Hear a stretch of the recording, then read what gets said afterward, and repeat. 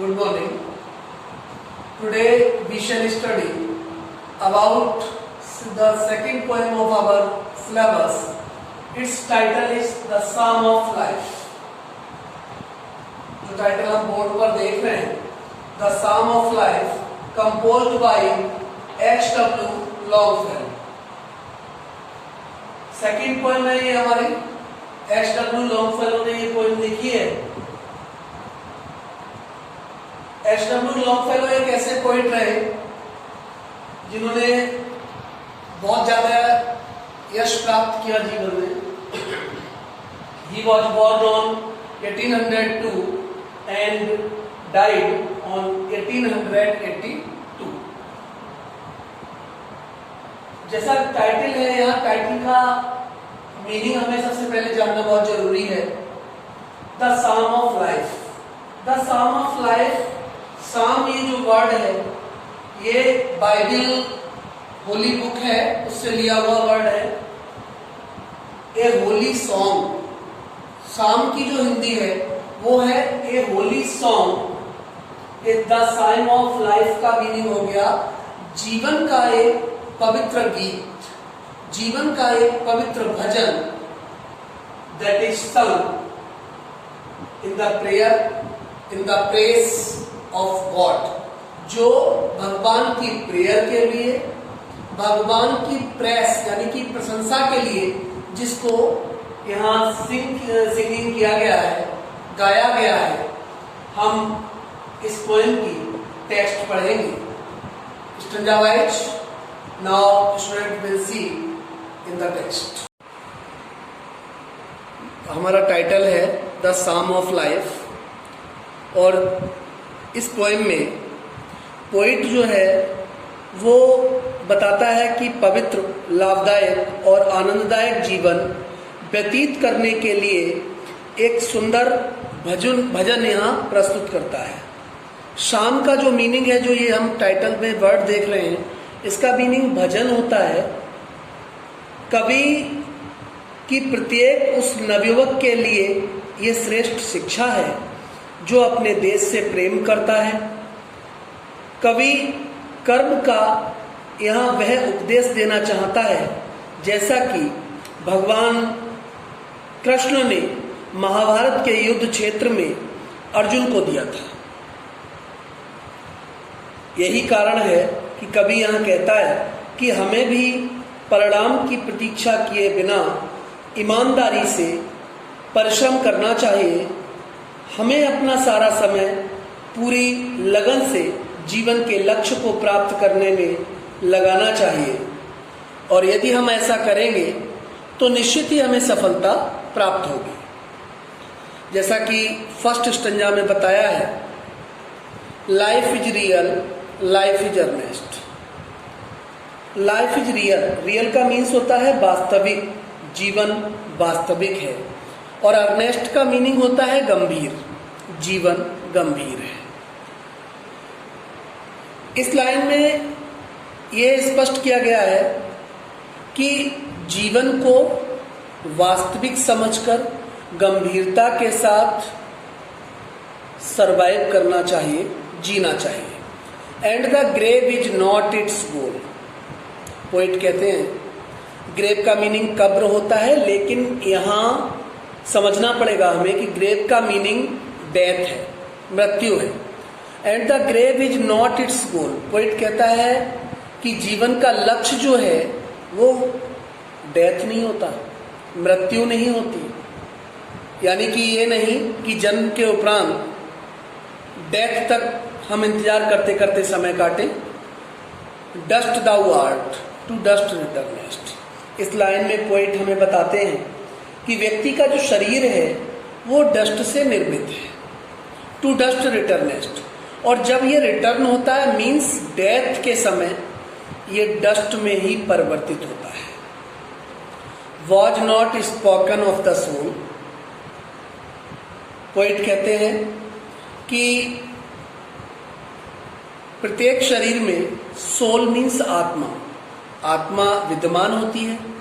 और पोइट कहता है कि आत्मा के बारे में पोइट यहाँ बताना चाहता है कि सोल इज इमॉर्टल, आत्मा अमर है, अजर है, इसलिए हम आत्मा के बारे में कुछ नहीं बोल सकते। Not enjoyment and not sorrow, ना कोई इंजॉयमेंट है और ना कोई सॉरो है, ना कोई सुख है और ना कोई दुख है। Is our destined end or way, poet कहता है कि ये हमारी डेस्टनी पर निर्भर करता है। डेस्टनी वर्ड को हमें समझना पड़ेगा। डेस्टनी का मीनिंग है भाग्य में लिखा हुआ। ये हमारे भाग्य पर निर्भर करता है। एंड और वे, एंड और वे का मतलब है लक्ष्य या प्रयोजन, यानी कि एम और object of our life. Poet यहां बताते हैं कि हमें अपने लाइफ के एम को, ऑब्जेक्ट को समझना पड़ेगा, व्हाट टू एक्ट, और इसके लिए क्या करना पड़ेगा, व्हाट टू एक्ट, हमें कार्य करना पड़ेगा, हमें क्रियाशील रहना पड़ेगा, हमें कंटिन्यू अपने काम में लगना पड़ेगा। दैट ईच टुमारो, और हर दिन, हर समय, हर पल हमें यह अपने को ऑब्जर्व करना होगा, परखना होगा कि find us farther than today, कि आज की अपेक्षा आने वाले कल में क्या हमने प्रोग्रेस की है, क्या हम आगे बढ़े हैं। फार्दर जो है वो डिस्टेंस को शो करता है, यानी कि हम जीवन में क्या आगे बढ़ पाए हैं। Third stanza, in the world's broad field of battle, इसमें पोइट कहते हैं कि in the world's broad field of battle, जीवन के लिए बैटल फील्ड से कंपेयर किया है पोइट ने। पोइट कहता है कि ये संसार एक विस्तृत युद्ध क्षेत्र के समान है। इन द ब्वाइक ऑफ लाइफ, ब्वाइक का मीन्स होता है अस्थायी पड़ाव, और हमारा जीवन जो है वो एक अस्थायी पड़ाव के समान है। अस्थायी पड़ाव इसलिए कहा है कि ह्यूमन रेस जो है उसके लिए साफ साफ ऐसा बताया गया है, लिखा गया है कि human is mortal. Mortal means मरणशील, ह्यूमन मरणशील होता है। इसीलिए पोइट ने यहाँ वाइक वर्ड यूज किया है। वाइक का मतलब है अस्थायी पड़ाव, यानी कि मनुष्य का जीवन है वो अस्थायी है। We not like dumb driven cattle, we not like dumb driven cattle. Poet कहता है कि हमें इस संसार में गूंगे भेड़ बकरियों के समान परिस्थितियों के वशीभूत नहीं रहना चाहिए, यानी कि हमें डम्ब ड्राइवन कैटल का मतलब है कि जो ड्राइव किए जाने वाले कैटल, कैटल मीन्स मवेशी, जानवर, भेड़ बकरी, हमें भेड़ बकरियों के समान जीवन नहीं जीना चाहिए। Be a hero in the strife, हमारे सामने जो भी स्ट्राइफ है, जो भी संघर्ष की स्थिति है, उसमें हमें हीरो बनने का, यानी कि हीरो मीन्स नायक, नायक बनने का प्रयास करना चाहिए। और ये तब संभव है जब हम साहस के साथ चुनौतियों का सामना करेंगे, तभी हम स्ट्राइफ में, स्ट्राइफ का फिर मीनिंग समझ लीजिए संघर्ष, तभी हम किसी संघर्ष में एक हीरो बनकर, नायक बनकर जीवन सर्वाइव कर सकते हैं। Let us then be up and doing, let us then be up, हमें आगे बढ़ना चाहिए, एंड डूइंग, और हमें अपना कार्य करना चाहिए। मीन्स हम कह सकते हैं कि हमें क्रियाशील होकर अपने कार्य में पूर्ण साहस के साथ लग जाना चाहिए, जुट जाना चाहिए।